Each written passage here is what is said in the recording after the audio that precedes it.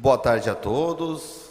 Todos já foram muito bem cumprimentados, então eu não vou ir pessoalmente, né, um por um, mas eu queria colocar algumas dúvidas que ficaram desde aquela primeira apresentação que a gente teve. Aí depois a gente votou o projeto de lei na Câmara e tentei sanar mais algumas ali agora, e aí a gente ficou um pouco em dúvida ainda.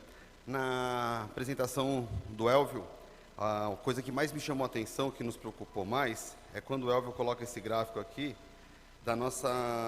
do fluxo anual das despesas da prefeitura.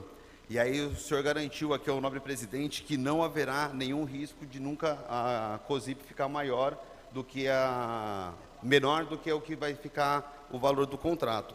E aí eu fui dando uma olhada no contrato, a gente tem uma contraprestação de 915 mil, 913, alguma coisa assim, arredondando. E essa contraprestação, ela está fixa aqui no contrato. Mas no contrato ele prevê um reajuste dela segundo o IPCA. E o IPCA do ano passado deu 10,04. O IPCA acumulado desse ano está em 7,98. Eu fiz uma projeção pequena, se eu tiver o IPCA a 10%, que foi o que a gente tem do último, quando chegar no 9º mês, essa contraprestação mais o valor da energia está batendo 20, e não os 11 milhões, está batendo 20 milhões. E a projeção de crescimento da COSIP nossa passa um pouquinho de 15 milhões lá no 13º mês. Se a gente fizer uma projeção do IPCA em 5%, que é metade do que está acontecendo real e menor do que desse ano, quando chegar no 9º mês eu estou chegando em 17 milhões. Então eu me preocupo muito com esse índice aqui, porque assim, se isso aqui crescer nessa proporção, a gente sabe que a COSIP, que a arrecadação, não tem a mesma correção que o IPCA. A energia elétrica nunca vai subir que nem cresce o IPCA. Então, está um pouco justo aqui. Então, essa é uma das questões que eu queria que o senhor explicasse para a gente, dessa garantia de não passar o valor, não ficar mais caro. Porque a gente fala muito de uma redução de 60%, mas essa redução é só para pagar o projeto, né? Ela não vem para a economia do município, para a economia da prestação, ela vem para viabilizar o projeto. E eu senti que ele está bem espremido. Essa foi uma das coisas que chamou a atenção aqui da gente. A outra são sobre a demanda reprimida, esses 953 pontos, eles... só mais um dado aqui antes de passar, ainda sobre a COSIP. A nossa arrecadação, ela bateu um pico de arrecadação aqui em 2019. Vocês sabem explicar por que em 2020 ela caiu para 14,5 e em 2021 ela caiu para 13,600? Porque nesse gráfico que a gente faz uma projeção de crescimento linear, se fosse um gráfico real, ele estaria assim, ia cair, e talvez um novo crescimento, porque ela vem caindo. Então, isso aqui também está um pouco diferente daquele gráfico apresentado para a gente. Tá? Aí, dos pontos que eu fiquei na dúvida lá dos 953, eles contemplam hoje todas as ruas já abertas no município, ou tem algumas ruas que não foram contempladas dentro desses 953 pontos, porque depois a gente tem uma projeção de crescimento de apenas 62 pontos por ano, que dá mais ou menos 4 por mês. E a gente sabe que a gente é o segundo maior município de área da Baixada Santista. A gente tem uma projeção de crescimento muito grande. Todo dia está se abrindo alguma rua, alguma coisa que ainda não está aberta. Então, eu queria entender o quanto que isso aqui está contemplado, se realmente essas 953 pontos contemplam todas as ruas que hoje já estão abertas, ou, ainda, além das ruas que vão se abrir, tem algumas ruas que ainda vão ficar no escuro. E eu tinha aqui, só um minuto.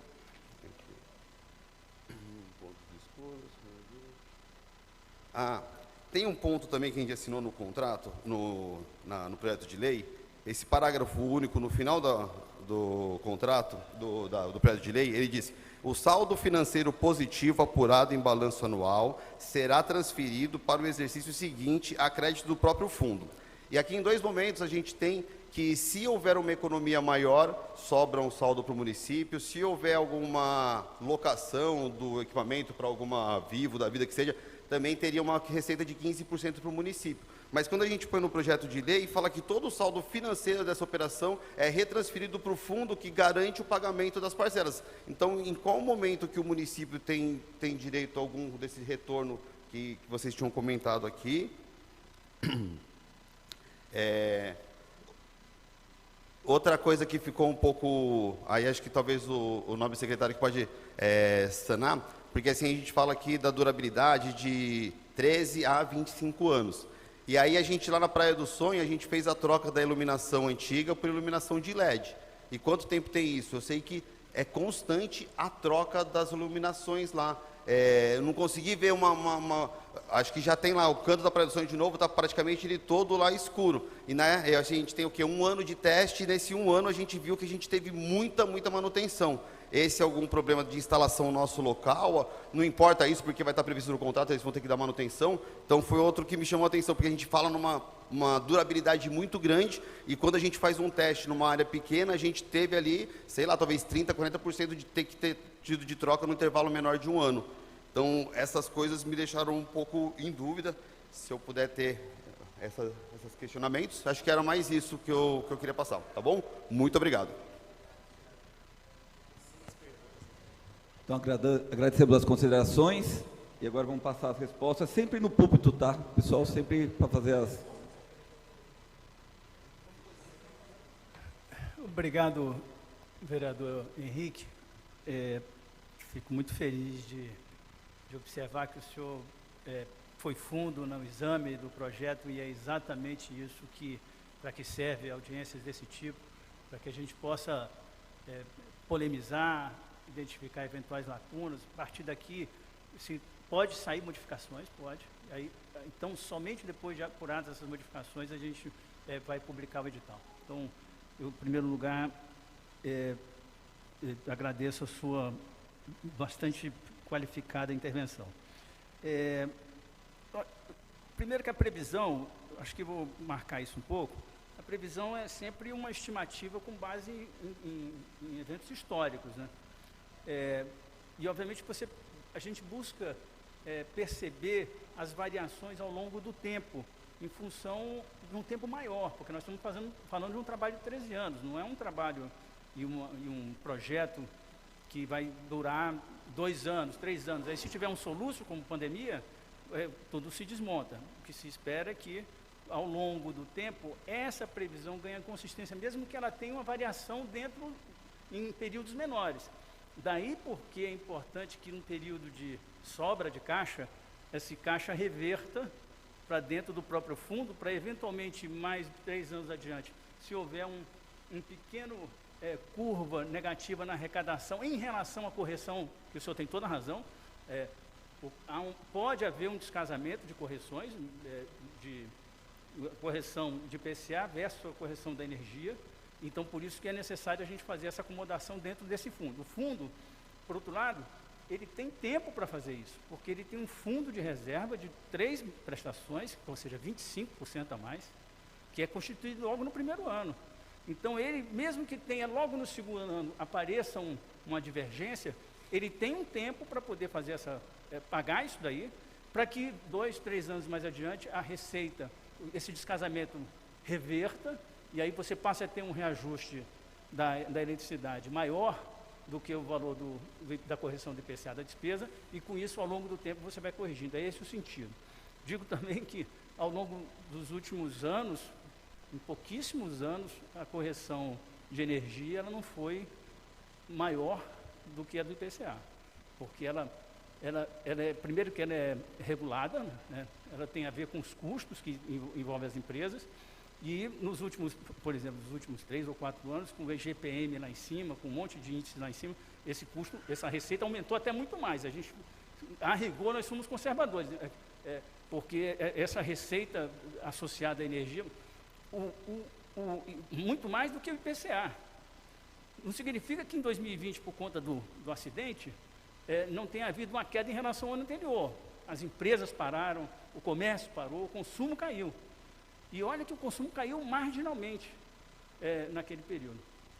Então, nós estamos bastante confiantes nessa conta, né, nessa projeção baseada no histórico, no IPCA, e o instrumento do fundo com um excesso, uma gordura, para poder fazer frente a eventuais flutuações negativas desse descasamento.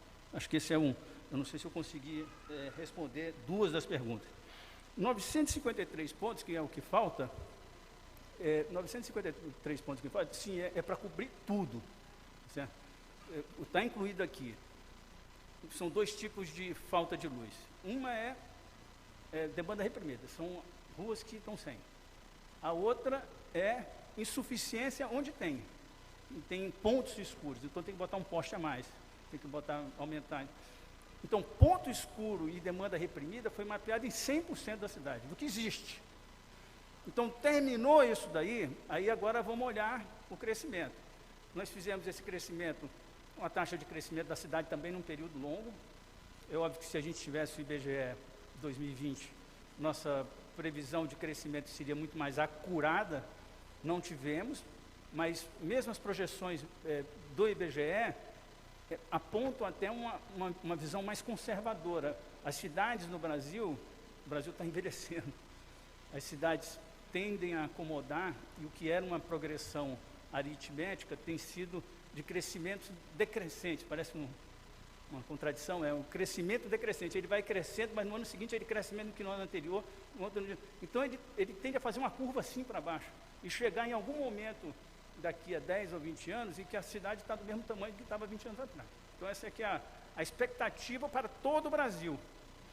E com isso, e com um outro fenômeno, que é um certo crescimento vertical, a expectativa é que esses cálculos todos, que são todos estimativos, eu devo concordar com o senhor, então sempre tem algum risco, então são todas expectativas, de que esses 62 pontos serão suficientes para dar conta desse crescimento que deve ocorrer.